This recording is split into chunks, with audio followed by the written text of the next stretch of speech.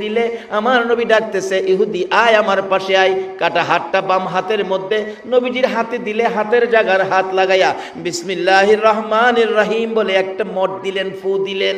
ইহুদি টাইনা দেখে আগের চাইতে শক্ত হয়ে হাত লাইগা গেছে। একটা চিৎকার মেরে ডাকছে, হুজুর আর দেরি নয় গো, আমারে কালিমা পড়াইয়া মুসলমান বানাইয়া দেন। বলুন, যারা নবীর কালিমা পড়ে মুসলমান হইতে পেরেছে তাদের জীবন ধন্য হয়েছে কিনা? বাবারে, আজকে যারা নবীরে চিনছে এখনো নবীর পাগল। এই জানুয়ারি মাসের 2 তারিখ ব্রাহ্মণবাড়িয়া জেলার বাঞ্ছারামপুর থানায় সলিমাবাদ গ্রামে একটা মাহফিলে একজন হিন্দু ছেলে স্টেজে উঠে বলতেছে, হুজুর আমাকে কালিমা পড়ায়া আমরা আখেরি নবীর উম্মত বানান। যে স্টেজে উঠে এই কথা বলছে, প্যান্ডেলে হাজার হাজার মুসলমান আনন্দে আত্মহারা। একজন হিন্দু ভদ্রলোক আমাদের ইসলামে আসবে, মুসলমান হবে, তারা আনন্দে সকলে হাততালি দিতে শুরু করেছে।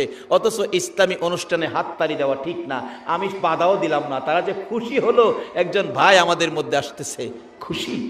অবশেষে কালিমা পড়ে মুসলমান হওয়ার পর বলতেছে ছেলেটা দাঁড়ায়া, আমার তো কিছুই নাই, আমি সব ছেড়ে আইছি, শুধু গায়ে শার্টটা আছে, শীতে কাঁপতেছে। দেখলাম ভাই হিসাবে মুসলমানের কত দরদ, কত মায়া, কত মহব্বত। আমাদের নবীর উম্মত তুমি, তোমার কষ্ট থাকবে না। কেউ গায়ের জ্যাকেট খুইলা, কেউ চাদর, কেউ মাফলার, কেউ পাঞ্জাবি, টাকা পয়সা টাল পড়ে গেছে। এই তো মুসলমান। অথচ এমন এক সময় ছিল একজন মুসলমান কালিমা পড়লে তার উপর নির্যাতন আগুনে জ্বালায়া দিত। আর আজকে আখিরি নবীর উম্মত কত সুন্দর ব্যবহার করে। নবীর ইসলাম কত শান্তি, কত সুন্দর, কত শৃঙ্খলা, কত সুখ, কত সুন্দর বিধান। একজনের প্রতি আরেকজন ভাই হিসাবে সব টাকা পয়সা অনেক। একজনে বলে, আজ থেকে তোমাকে আর রোজগার করে খাইতে হবে না, আমার বাড়িতে তুমি খাইবা। ছেলেটা বলল, না আমি গরিব হলেও আমি রিক্সা চালাইতে পারি, আমি রিক্সা চালাইয়া খাবো, কারো কাছে হাত পাতবো না।